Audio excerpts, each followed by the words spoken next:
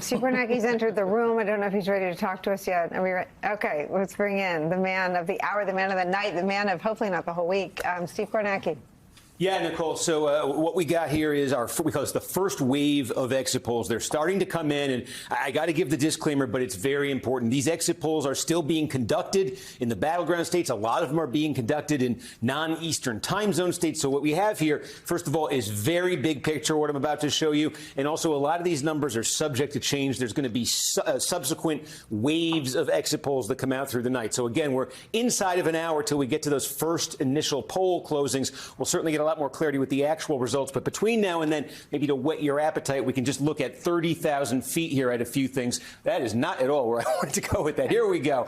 The most important issue, we asked folks, single most important issue. And right now, this is what's coming through in the exit poll nationally. Again, still being conducted. State of democracy was the most cited. This is, again, we give a list of issues to voters and we ask them what the single most important is. A little bit more than a third there, identifying state of democracy. Just behind that is the economy. Then you've got a little further back here, 14% is abortion. Immigration is 11%, 4% on foreign policy. So you can think of all the different stories, all the different controversies that have gone into those issues. But the electorate that we're looking at so far is telling us this is sort of how they prioritize those. We can also show you, there's been a lot of question here. Kamala Harris, of course, is part of the Biden administration. She's the vice president. He was initially running. She's still part of the administration. Does that create headwinds for her with this election? So we ask again, Joe Biden's approval rating. Folks, we've got so far in the exit poll a couple different categories here, but strongly and somewhat approve. That's a 40%. I don't know if you can read, that's a little light, but that's a 40% approval rating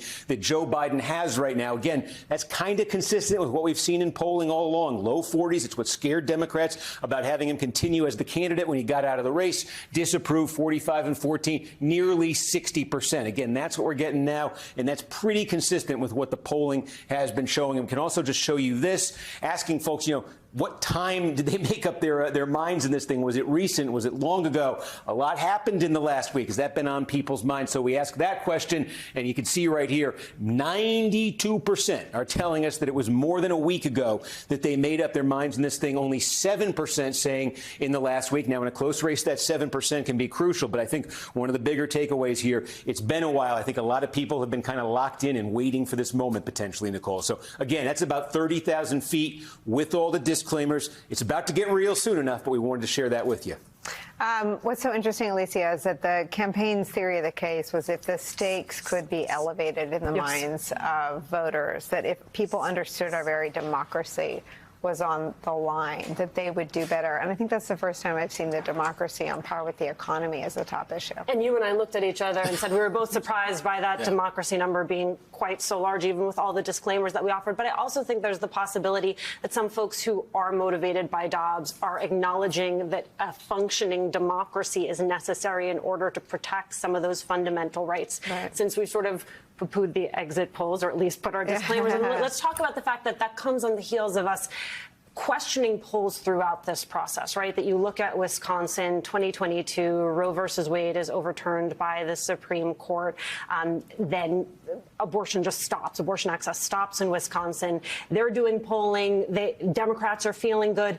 Even their own polling was not capturing the number of voters who were newly animated by this issue, or the extent to which it was the issue that was able to move Republicans voters to Democrats. It was the issue that moved swing voters to Democrats. It was the issues that got voters off the couch. So I agree with you and you that we're going to continue to see that as we look at all of these results. Now, can I completely go back on something I just said 10 seconds ago?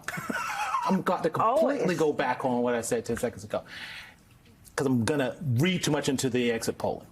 And it's wrong, but I'm going to do it anyway. Okay. It's all we have right now. It's a safe space, Cornell. You do you. Thank you. That makes me feel good. Thanks for seeing me. If you look at the last midterm election, and on the question, there were several questions about what's the most important issue, what issues you're voting on.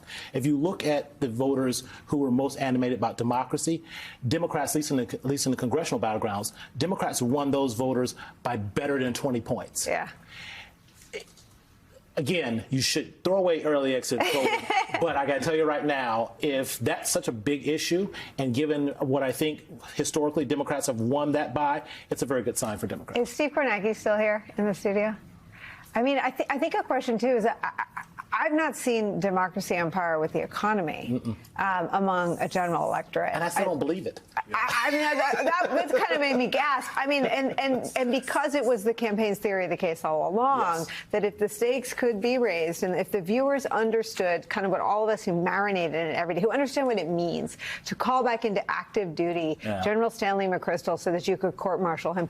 I mean, I worked in the White House and I had to follow that. I mean, but the voters are so informed and they're so smart. And in this election, they're waiting 3 hours to vote. That's also a vote that's not in there yet. Those are people standing in lines right now to vote. Maybe it's something you told me a long time ago, and you said when you were at Bush, it's like, we're going to define what the race is going to be about.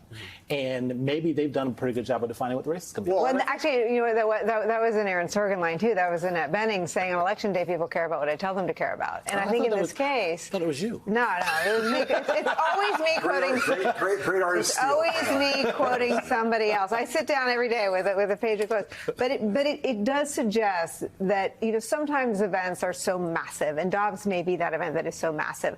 Other times campaigns do a very skillful job at pushing issues forward, and it suggests that this campaign has done both. Realize the massive nature of Dobbs and the reaction that people don't talk about and go public with these tragic miscarriages or losses or health implications, but also that what the messages that were pushed out on democracy got through.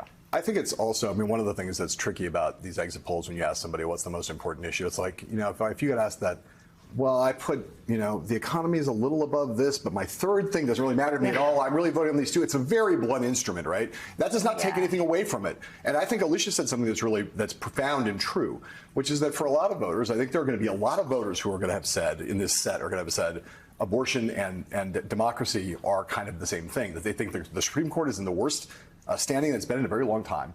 It is seen as a corrupt... Ever, since the question's been asked by Gallup. And it is seen particularly as a corrupt institution. And so the corruption of the Supreme Court is a democracy issue.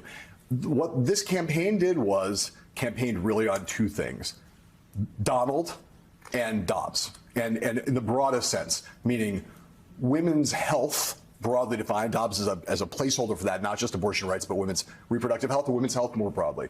And Donald Trump. And they snap together because people think that Trump is personally responsible for endangering women's health. But Donald, when you say we're campaigning on Donald, unfit, unhinged, unchecked power, those are all just code. Those are, democracy is the pleasant way we say that. We want to preserve democracy. What they campaigned on in a tougher way when they turned very contrasty was, they have to say Donald Trump is a threat to democracy. What they said was unhinged, unstable, going to be unchecked. And then you had the backup of what I think of as still really the greatest October surprise of this cycle, was John Kelly deciding to call your husband on the phone and say not only that he was going to call him a fascist and say that he liked Hitler, but let him tape him, let Mike tape him. Because that thing, these generals have been saying these things about Trump to book authors on background for a while. For Kelly to get to the point where he was willing to go out and understand that a quote in the New York Times could be dismissed as fake news by millions of people, but his voice on tape couldn't be dismissed. It's very savvy, obvious in one way, but also savvy and ballsy, and not something that we've seen military leaders do very often. It gives you a sense of exactly how much of a threat Kelly thought he was. I think that at the moment when they were making the Harris campaign was making this negative argument about the threat he posed, to have Kelly drop that thing. I always thought for a year, if one of these generals comes out, it could really be important. I think it was really important, and when the story of this race is told, that will be huge. We have eyes on Howard University right now. We can tell you that Vice President Harris is not expected to speak tonight, but we are seeing quite a crowd there, and we are expecting, we're within the 2-minute warning from a statement that we're expecting from the Harris campaign co-chair Cedric Richmond. Cedric Richmond expected to address this crowd at Howard momentarily. Again, we don't expect to be hearing from Vice President Harris.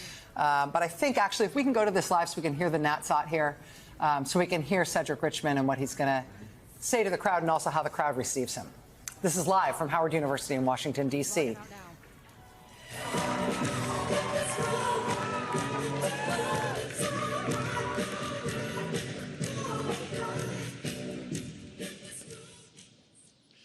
Good evening, Howard. Good evening, HU. I want to say good evening to all of the Harris campaign, the campaign family. Thank you for all that you have done. Thank you for being here. Thank you for believing in the promise of America. We still have votes to count. We still have states that have not been called yet. We will continue overnight to fight to make sure that every vote is counted, that every voice has spoken. So you won't hear from the Vice President tonight, but you will hear from her tomorrow. She will be back here tomorrow to address not only the HU family, not only to address her supporters, but to address the nation. So thank you. We believe in you. May God bless you. May God keep you. And go HU and go Harris. Thank you all. A short and to-the-point statement from Cedric Richmond, the Harris campaign co-chair, speaking to what is still a considerable crowd at Howard University in Washington, D.C. You now see them turn as one to start to leave the grounds. They're letting the crowd assembled there for the Harris campaign and for in support of Vice President Harris, letting everybody know that she's not going to be speaking on any subject over the course of this evening. Cedric Richmond saying we still have votes to count. We still have states that have not been called yet. You will not hear from her tonight, but he did say that you will hear from her tomorrow, I think indicating that she may be speaking from Howard tomorrow, both addressing HU, Howard University, but also addressing the nation, in his words. I just wanted to sort of re-emphasize a point that Lawrence made before that speech about where we stand tonight. We're looking at a map that appears to show somewhere in the a national 3 or 4 point swing from 2020 towards the Republican Party. We have called the Senate for the Republican Party. That they were always favored to take the Senate, given the map, so it's not hugely surprising. There is a weird wrinkle here, which is the House of Representatives. Now, in 2016, of course, when Donald Trump won that race, despite losing the national popular vote, he won the White House, the Senate, and a House majority. He had a trifecta. When Joe Biden won in 2020, he had the Senate and the House a trifecta, thanks to those 2 Georgia runoffs.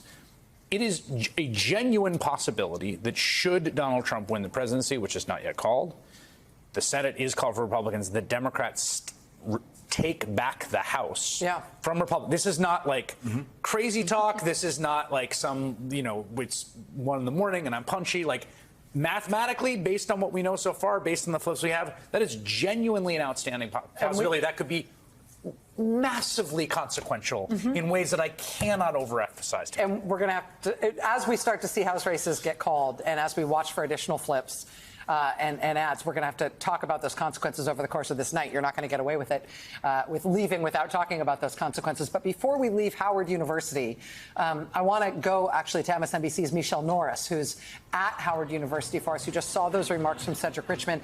We saw the reaction from the crowd from that aerial or that high-mounted shot in terms of people turning and leaving. Cedric Richmond, Michelle, making clear that the vice president will not be speaking tonight. Nobody should be waiting to hear anything from her. But it does sound like, was I right in understanding what Cedric Richmond was saying, that she will be back at Howard tomorrow to make remarks both to Howard and to the nation? Yes, you heard that right. The crowd, you can probably see behind me the rush to the exits. I mean, as soon as he said that, people turned on their heels and they were out of here. The evening was getting increasingly somber as people realized what this map is looking like. He did indicate that she would be back tomorrow to speak to people here and to speak to the nation. That, of course, is a logistical nightmare on several levels because the university was not expecting her to come back tomorrow. I don't know how large the crowd will be. There are a lot of unknowns in that statement. I do know that there was a lot of hand-wringing and consternation in her camp about when she should leave, about when she should start to head here. And her victory party, which was in another part of town, at what point they turned off the TV set and just piped up the music because the room was starting to get increasingly somber. So a lot of people here, I haven't had a chance to talk to people who expressed disappointment. There really is still a lot of people who are holding on to hope, trying hard to hold on to hope. But the numbers, it's hard to do that in the face of a map that really looks like it's presenting a very steep challenge, and a country that at this point is still very divided.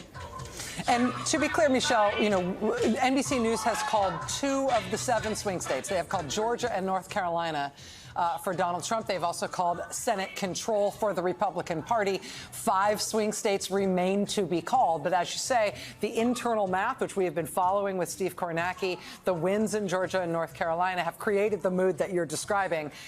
The last thing that we have reportable from the Harris campaign, the top of the Harris campaign manager, Jen O'Malley Dillon, said, we always knew it was going to be down to the blue wall, and the blue wall is still uncalled at this point.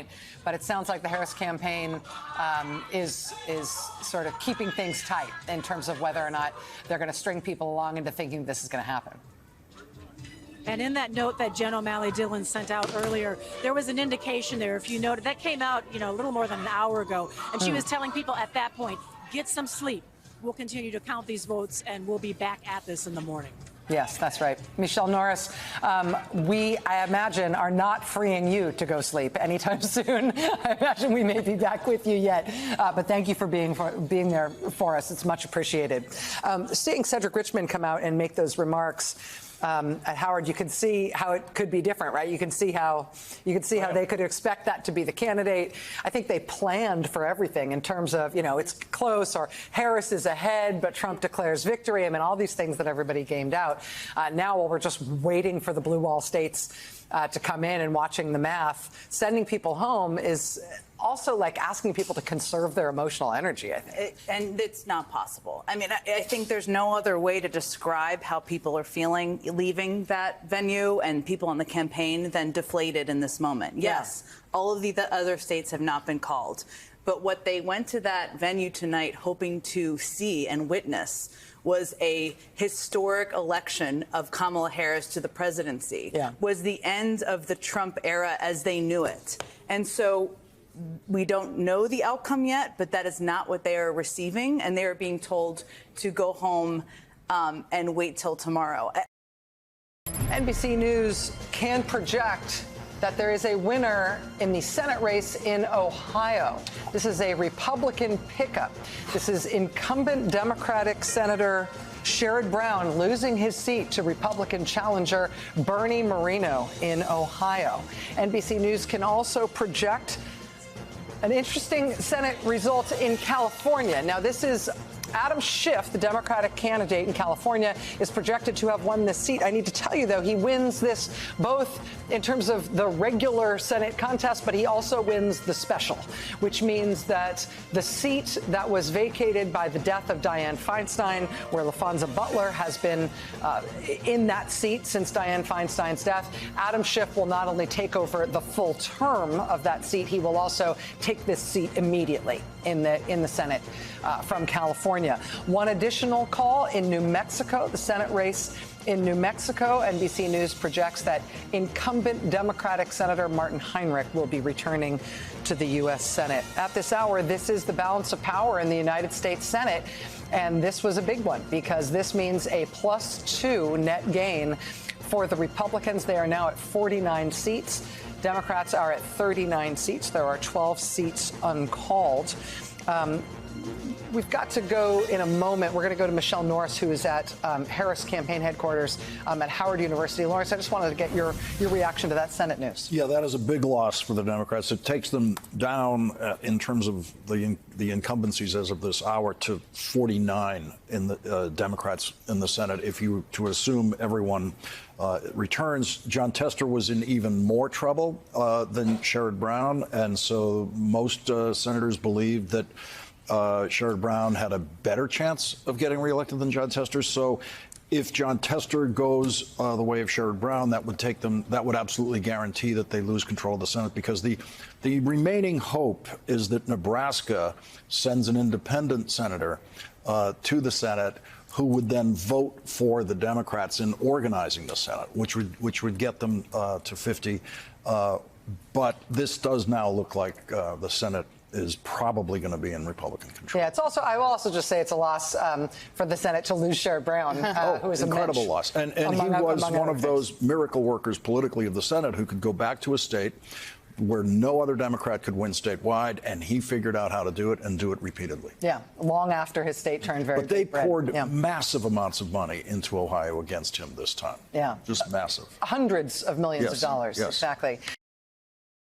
Looking at the overall map, the road to 270. Right now, Donald Trump stands at 230 electoral votes. Kamala Harris stands at 185. Again, of the 7 swing states that we and everybody else has been watching, we now have an NBC News call in the first one, Joy. North Carolina called for Donald Trump. Yep. And so it was, it's a state that I think Democrats definitely were reaching for. There was a lot of work to try to turn out the college campuses, which were really thick and really packed, and try to turn out the suburbs.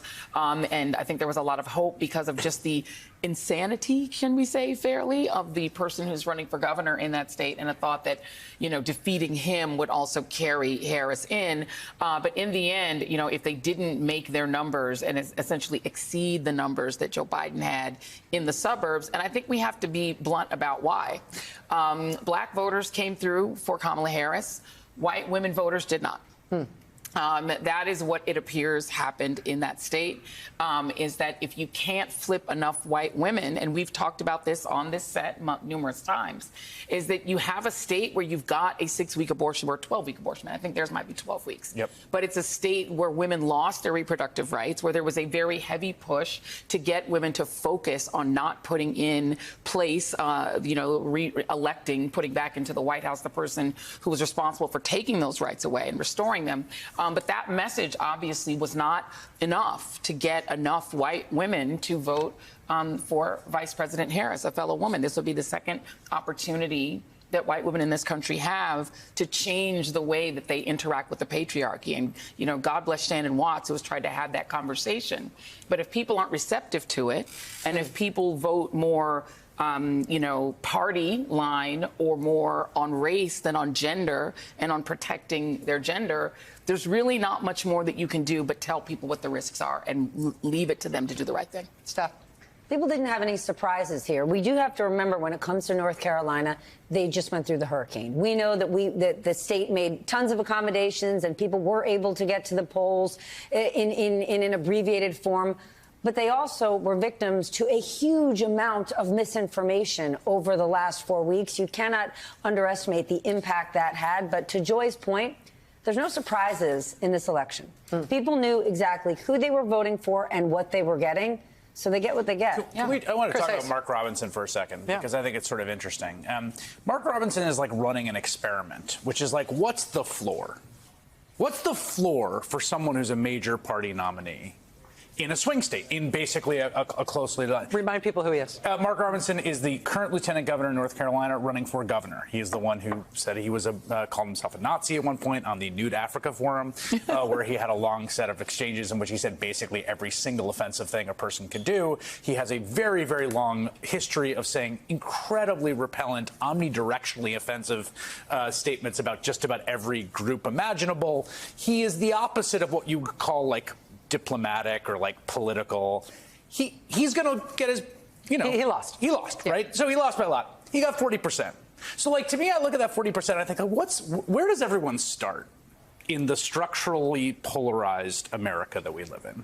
And the answer is Mark Robinson at 40% North Carolina. Like that guy ran about as bad a race. He was abandoned by the top of the ticket. He was abandoned by fellow Republicans. Abandoned by his entire staff. By the entire staff. He had just about the worst news cycles you've ever seen for any candidate. And in basically what has been a 50-50 state, more or less, so it's a good experiment, that is the floor, is 40. So the reason that matters is because there's two things happening in every election. There's the structural stuff that's happening, and then there's what happens in that campaign, what the candidates are, what's happening in the news. The structural stuff in this country is like the 40%. Yeah. That structural stuff is moving in all sorts of interesting directions, and Steve has been talking about them. The realignment we've seen of working class voters moving from parties to the left to parties to the right. That's happened in every single OECD developed democracy across the world over the last 16 years, 20. You can go back further. Because of how structurally polarized we are, everything's happening at the margins. And the margins are 3 points, 4 points, 5 points. In a room of 100 people with people wearing different colored shirts, that's like 3 people changing the color of their shirt. It's 4 people changing the color of their shirt. That's where everything happens in American politics right now. Well, and I think it goes back to what David Plouffe said there and said they built a campaign for Kamala Harris to try to defeat a Donald Trump that had a 48% ceiling. It looks like from some of what Steve Kornacki is telling us that his ceiling might have been higher this time. Well, we talked to David exactly about that this idea that his ceiling was 46.1 or 46.7. It had always been that. And so there'll be much more time to follow this. We are following the story and the facts, and the story's not over. But if Donald Trump did increase that margin over what had been a 8-year ceiling, right, there will be much to say and much to study about whether that was because of some newfound appreciation for him and his ideas, or whether this was an economy election. And we've had many of them. And there's many a politician who will say, oh, this happened, that means you like me more, I have a bigger mandate. And sometimes it's not that. It's that high prices and inflation after COVID disruptions was a body blow to many places. And you add what you just said. But working class voters are actually mad at everyone. They're mad at the system. They're mad at the establishment. And Democrats have thought in the last few years, listen, look at all that we've done for unions. Look what we've done for labor in this country. But we forget, not all working class voters are members of unions, right? And so there's a huge portion that correct. And I think that gets overlooked. And while we can all say, but Donald Trump does absolutely nothing for them, that's true from a policy perspective.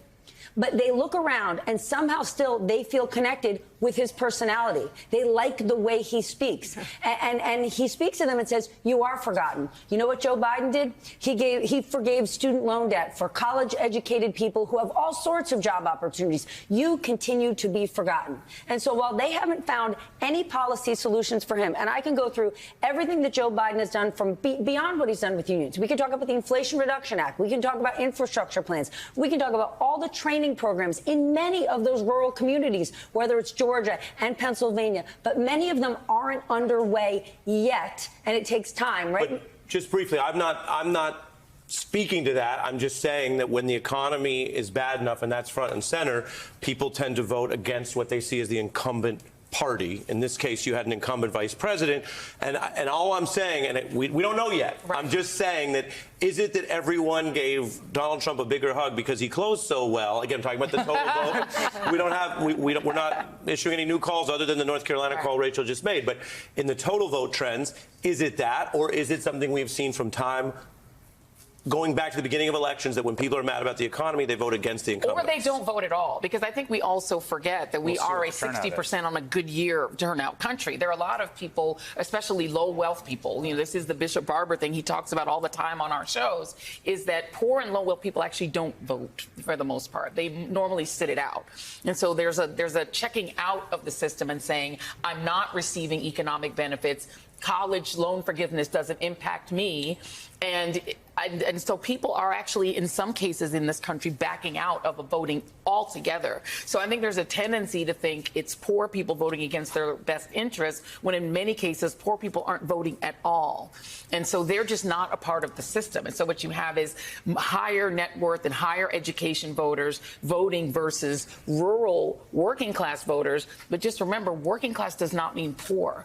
You could be working class, meaning you're a non-college voter, but you actually have, a second home somewhere in, the Hamptons, and you work in a plumbing business, and you have you're not necessarily poor. So I think we have to be careful in characterizing it as necessarily low-wage people voting against their interests and figuring out how to get them in the system at all.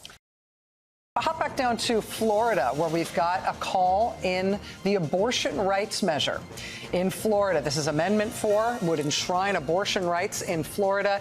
This as you see here, has 57% yes and 43% no. But 60% is the threshold that the yes side needed to meet in Florida for the right to abortion ballot measure, the amendment to Florida state constitution. NBC News can project that the abortion rights measure in Florida will fail. It will fall short of a 60% threshold. Finally, let's look at one governor's race. We've got a governor's race to look at in North Dakota. And the governor's race in North Dakota at this hour, NBC News is projecting as too early to call. So again, lots of calls there. I think the one that, I don't know if it qualifies as a surprise, but I think one that Democrats were hoping was within their reach here was that Florida abortion rights measure. Joy, as you were talking about earlier in detail, and Nicole as well. Again, it looks like it's going to win, to Chris's earlier point, by a very large margin, but not a large enough margin to put it over 60 points, which is what they'd need to get a yes. Yeah, and this is the reason that Republicans wanted that 60-vote threshold, because, I mean, as they tried to do in Ohio, you know, Governor DeSantis has bet his political future on being the champion of denying women their rights over their own bodies. He's competing, obviously, with the governor of Texas. He's thinking about a future in which he would like to inherit Donald Trump's white evangelical base. And he's decided that this is his marker, and he's been willing to use really the awesome powers of the state to try to intimidate and bully even television stations in the state against running ads in favor of that protection. So it will defy all of the other states, including very, very red states that have protected women. Florida, in a lot of ways, it's going to be interesting. And when Stephanie is back, it will be interesting to talk about what Florida's future looks like as a place that can attract corporate headquarters and investment in a state where the governor routinely bullies companies, routinely sues companies that displease him, sued Disney, sued cruise lines, bullied schools about mask mandates, bullies TV stations about what ads they can run. It's a pure Project 2025 in miniature in Florida. And that kind of extreme, sort of extremist right-wing fascist type government in Florida, does that make it a more attractive place, or does it make it more like some of the other southern states that don't get a lot of investment and interest from, it also particularly means international investors? That Florida, trying to be an international business hub, but also, even without everything you just described, they will now continue to retain an incredibly draconian 6-week abortion ban, which is going to make it hard to persuade any large company that they should move their female staff there, let alone any of their staff that has female offspring.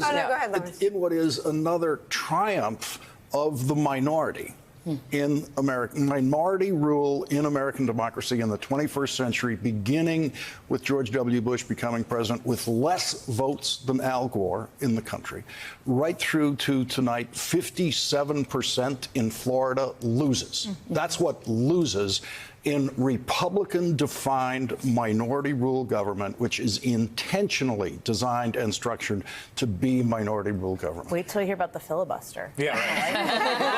It looks like a Senate vote, where you see the motion fails 57-43. You're like, the motion fails? Nicole, I want to get you on this, and then we're going to go back to Steve on some North Carolina. All I was going to say is don't lose sight of the number, 57%. Because if Harris's gender gap ticks up to 57%, that has 57% of all voters in Florida voted for abortion access. If that number tells us a story about how people voted in a deep red state that wasn't even a toss-up, as Lauren said, we apologize to all the states we've been talking about. 57% in Florida voting for reproductive health care is an important number to keep an eye on. Is 55 to 57? If that's where Harris comes in with women, with all voters, with men and women, if that question was number one, it might be a long night, but it could be a very good night for the Harris campaign. Let's bring in NBC's Dasha Burns. She is live at Trump headquarters. What's the sense within the campaign going into tonight, and what's their plan? Well, look, to your conversation about conceding, guys, I have to tell you, I have not heard a single rally that I've attended or watched where the former president has not done two things. Number one, claimed that the 2020 election was stolen and that he won. And number two, claimed that there is cheating going on in this election and that the only way that he can lose is if there is cheating. Both of those things, every rally that I've been to this election cycle. Of course, there is no evidence that 2020 was stolen. There's no evidence that there's any large-scale fraud going on this time around either. Today, though, this morning when he went to vote, our reporters Garrett Hake and Jake Traylor were there. They really pressed him on this issue of conceding, and he took a slightly different tone today than we've seen him take at some of these events. Take a listen. There are people who are concerned that you didn't concede the election in 2020 when you lost. They're concerned that if you lost this election, you wouldn't concede again. What do you say to those people? I think they're crazy. If I lose an election, if it's a fair election, I'd be the first one to acknowledge it. And I think so far, I think it's been fair. So far, I think it's been fair, he said, but he has said just over the last 24 hours that he believes that there is cheating. So we've seen him sort of speak out of both sides of his mouth on this issue. In terms of the mood today, they are projecting confidence. He's also been saying at these final rallies that he thinks there's a 95% chance that he is going to win. Of course, we've all been seeing the polls. That is far from the reality. This race is extremely tight. Cautious optimism, projection of confidence. He's at Mar-a-Lago. He'll be watching the returns from there. Elon Musk, we just learned, is going to be joining him at Mar-a-Lago today. And then at some point, he'll make his way to the Palm Beach Convention Center, which is the official headquarters for his watch party tonight, guys. Dasha Burns, thank you very much. All right, so you were just talking about a moment ago that we've seen this now for 9 years. We certainly reported on this in 2015, 2016, all that ugliness, all of the anger, all of the rage, all of the dark projections and what Donald Trump wanted to do as president. This idea that he was going to change when he went into the Oval Office was ridiculous. Obviously, Donald Trump is who he is. We can predict what he's going to be like if he is to win again. If he does not win again, how does this country find a way to knit itself back together? And who is responsible for trying to do that? Joe Biden wanted to do that while he was president. He intended to continue to try to do that if he was able to run again and to win. What is the answer here? Is it a policy thing? Is it going after immigration more conservatively? What is the difference maker? What changes the trajectory? You mean if Harris wins? If Harris wins. Well, I think, first of all, she will have to literally reach out to the other side. Yeah. And I look at the Trump people in two ways. One are those people that no matter what he does, they're for him. He could do anything and they're for him. But there's also those Republicans who they just kind of dismiss his rhetoric. I have a number of friends who are Trumpers, and they just dismiss it. She will need to reach out, and I think she will have to have some policy positions that will reassure people early. She's talked about putting a Republican in the cabinet. I'll tell you another thing she should do, which I can tell you Biden did not do, and that is to cobble a group of people who can be advisors to her that are not just made up of Cornell. There's got to be people, who are different than that, who are in the room, who are willing to tell her, talk truth to power. There's not enough Let me ask you talking one truth question, to power. though. So If you put a Republican in a position of power in the cabinet, whatever it is, yes, that is important symbolically to a good number of Americans. Right. But to people who still believe that 2020 was stolen, to people who believe a whole list of lies about what's happening in government and the way things happen in elections, does that make a difference? Do policy positions or appointing I'd love to hear Cornell on this. Yeah. Well, I think people like the governor they have an important role in this. And look, I think she is trying to build a coalition. Unlike, look, I worked for Obama 2 elections. I think she's trying to build a coalition that looks and is broader than his. And she's bringing around. Look, I never thought I'm taking a selfie with the Cheney, right? And I think on Team Cheney, right? That's an odd thing. So I think she is trying to build it. But let's be real about this conversation. This is not going to be solved by policy position, right? And the guy that I worked for in 2008. was part of the sort of the breaking of the dam around this, right? And it is a changing America, and it is people who are afraid and anxious about the changes that they feel that's happening in America, and they feel they're losing. And they feel they're losing to people who don't traditionally look like them or live where they live. And we've got to have a deeper. It is a policy question. No, we got to have a deeper conversation about that. If she has a Republican Senate, which is more likely than not, and she's going, even to get confirmation, she's going to have a very different cabinet than she might prefer in terms of policy. Why are we putting the onus on her differently than we put it on anyone else? But if it's a Republican Senate, she's got to get people confirmed. Well, Republicans have had Democratic Senates, and I've never heard us sit around and have a conversation about how the Republican has to reach out and put Barack Obama had his Senate mostly confirmed on day one, on Inauguration Day, because they were Democrats. Well, because of Democrats. But that's my point. It seems like a double standard to me, where she's got to do things dramatically different than any member has before. I just want us to acknowledge that we're asking her to do things dramatically different. We are at a critical time in our country. I've been on Chris's show, and I've said, and I'll say it again here, we need to start looking at one another with respect. And that takes a little bit of a spiritual input here, where we know we're all a reflection of the big guy upstairs, and that we need to respect one another. Now, when we talk about policy, policy is a symbol. He said something, I think, really important, something we notice around the world. We have people who are out here who are good people. They're great Americans. Young men who feel they're disillusioned. They don't have any hope. We got problems with affordable housing. We have problems with the cost of health care. We have confusion around the cost of health care. We have an education system that is too old. Those are things that can send the signal that we're here to help you. As governor, one of the things I always thought about is it's just not good enough to grow the economy. But what about the people in the shadows? What do we do about them? And if she can begin to talk about that and get some Republicans to support that. She has talked about that. I know that. Then I think we can have a breakthrough. I'm not going to sit here and say this isn't difficult. But what a great opportunity for somebody to become one of the great leaders. We're saying that, absolutely. We're not saying anything different, but I do think it takes Republicans to reach across. Yes. Reach across and work on this. That again, this is bigger than our policy difference. This is about America and its future. And how do we win the future? If we can't win the future if we're fighting each other. I think Cornell's got a really valid point. The burden that we put on Democrats to find a way to move to comply with what Republicans desire, it can feel imbalanced at times. I think it's because Republicans have been much more intransigent in just the past recent administrations than Democrats have been unwilling to move. Cornell, really good to have you. John, you're not going anywhere. You're going to have to stick around for a little while. Republicans have been more unified by the former president as leader of the party. And yep. Democrats have been fractious, but they managed to. Republicans are pretty fractious, not being able to elect a speaker for. I will still say a lot of votes. voters I talk to believe in their own towns, in their own neighborhoods, that people want this done. They're exhausted. And they want to be able to talk to their neighbors, and and the Democrats want their kids to be able to trick or treat at a house that has a Trump sign, even if they really can't stand Donald And there are a lot of people who don't like either party because either party is not responding to the critical needs that they have in their families.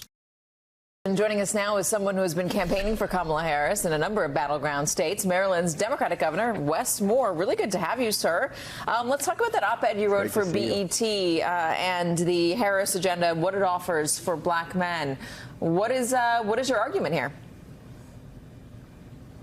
The argument is this is the first time that we have seen in U.S. presidential history that a nominee of a major party has actually put together an economic agenda exclusively focused on black men. This is incredibly important because, you know, as black men who have come up, we understand that the history of this country has been remarkably uneven. And oftentimes it meant that black men have been left behind. And so to hear the vice president talk about things like what we're going to do to support the entrepreneurial dreams, after the military, my background is I was in the military. I was also a small business owner. I understand that first tranche of capital, that first capital you get, that friends and family round, well, not everyone has the same friends and not everybody has the same family. So oftentimes you had a lot of entrepreneurs of color who then aren't able to get the capital they need. The vice president is addressing that.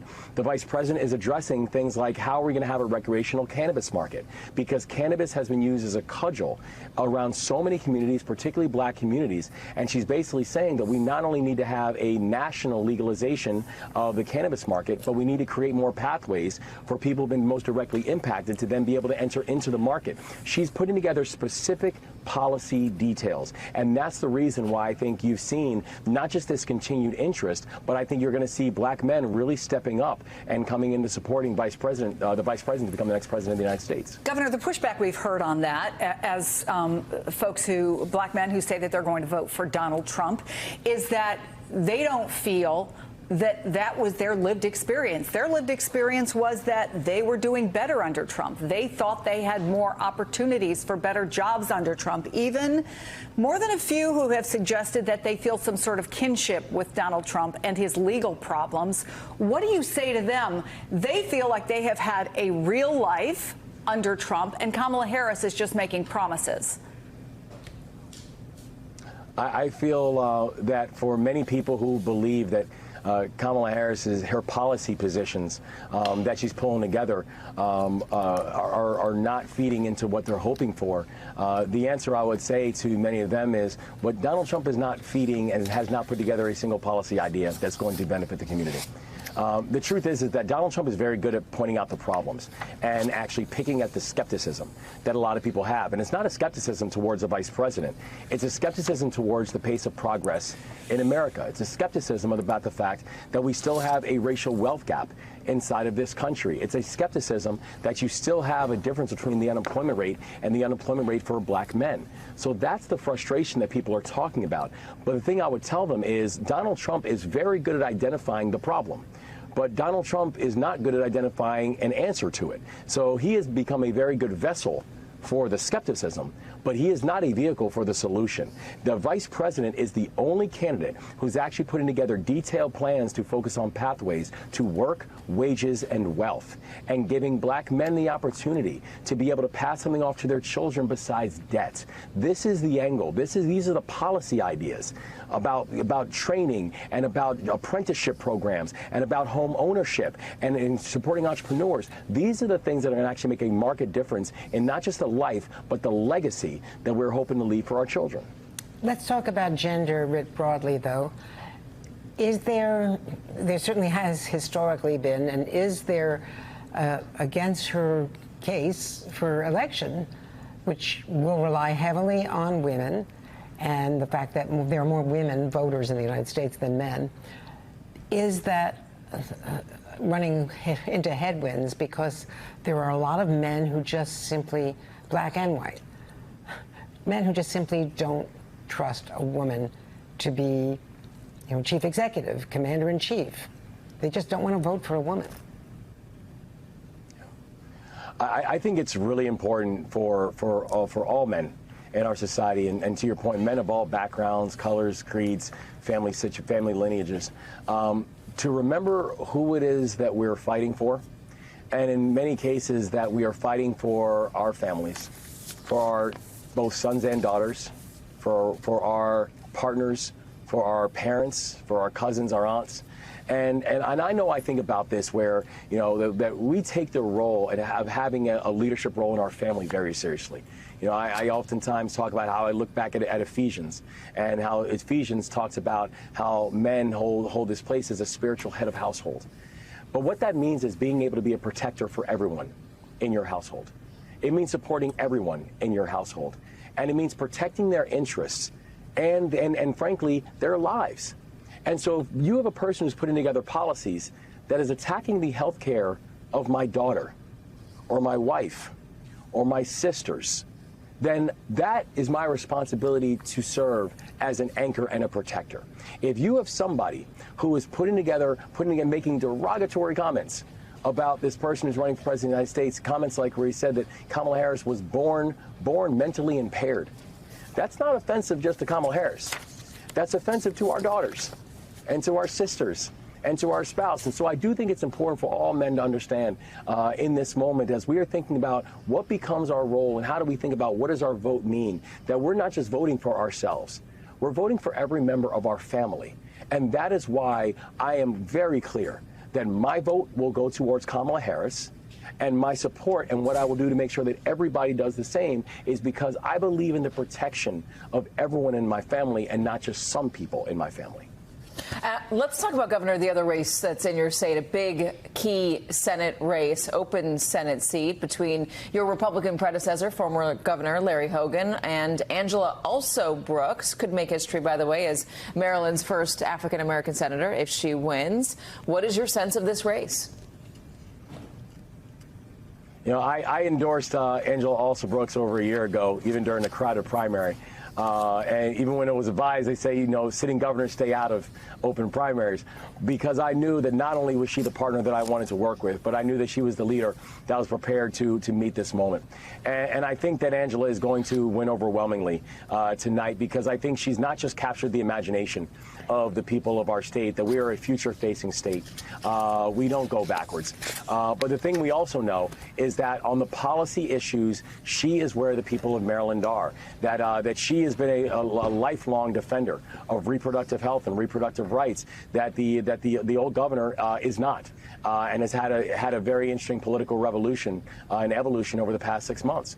That she's a person who has a history of actually promoting public safety and doing what it takes to make our communities safe. When you watched homicide rates and non-fatal shooting rates explode under the old governor, and when he's when he's saying that he wants people to split their votes between Kamala Harris and him, the truth is, when asked about who he's going to vote for, he said that he did not fill it out for the president. So running for Senate, you can't just basically vote present and call yourself a political maverick. There's political courage that's required in these seats for people to make tough decisions and take tough votes, but knowing that you're always doing it in the best interest of the people of our state. And I think that Angela Also Brooks is a person who the state trusts. Angela Also Brooks is a person who the state will vote for, and Angela Also Brooks will be Maryland's next senator.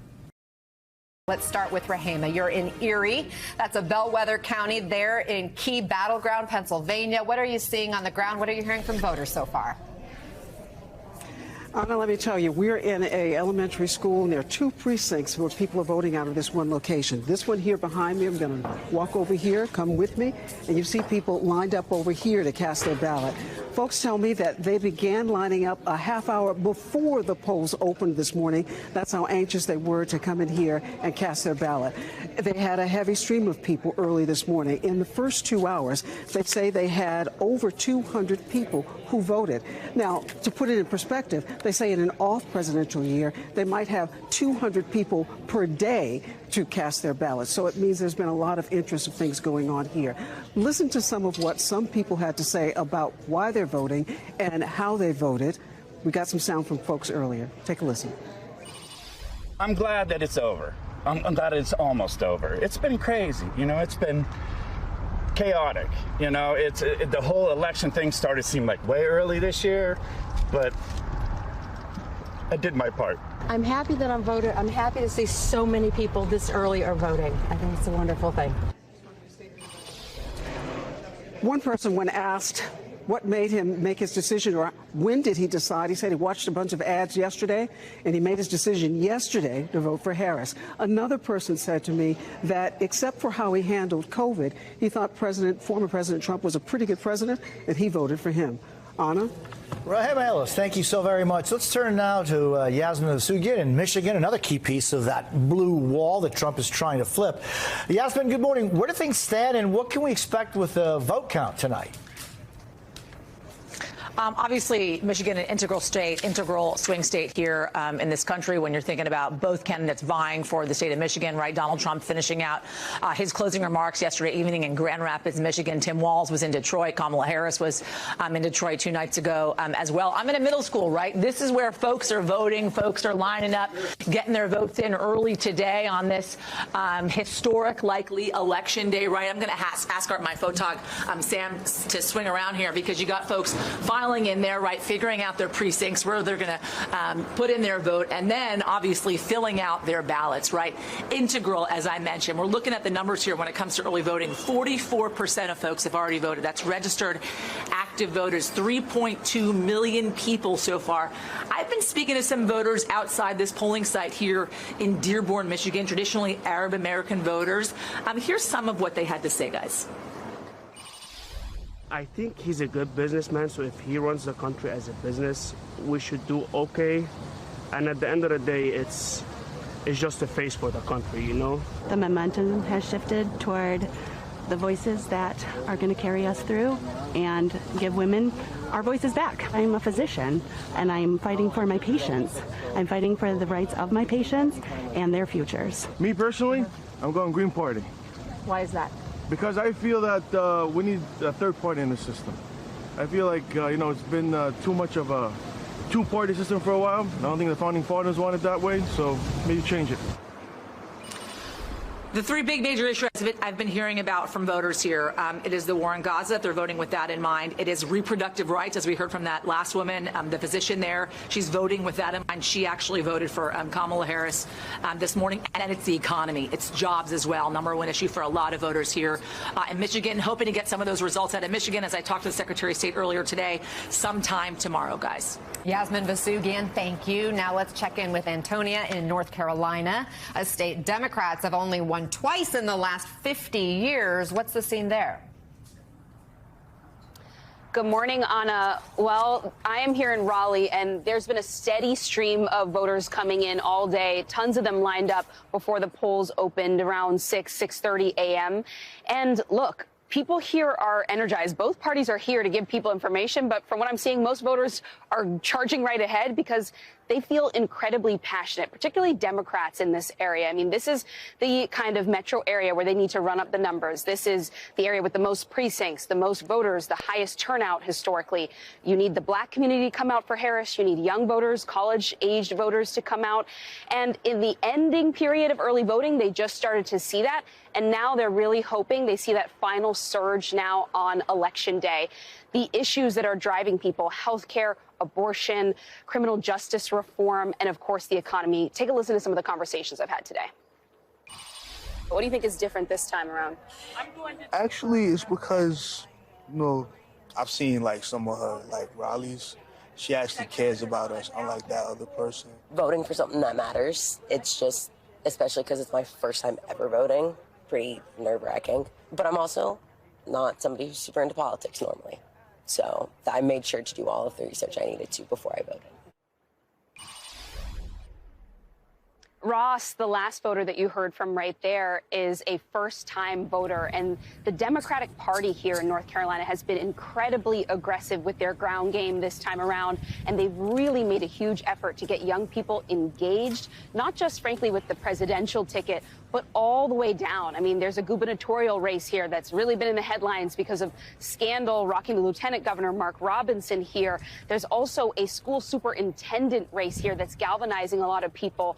And so the energy is certainly here on the ground. And good news for anyone who's anxious, North Carolina's pretty good at getting their results in fast, so we may know a lot around 11 or so tonight.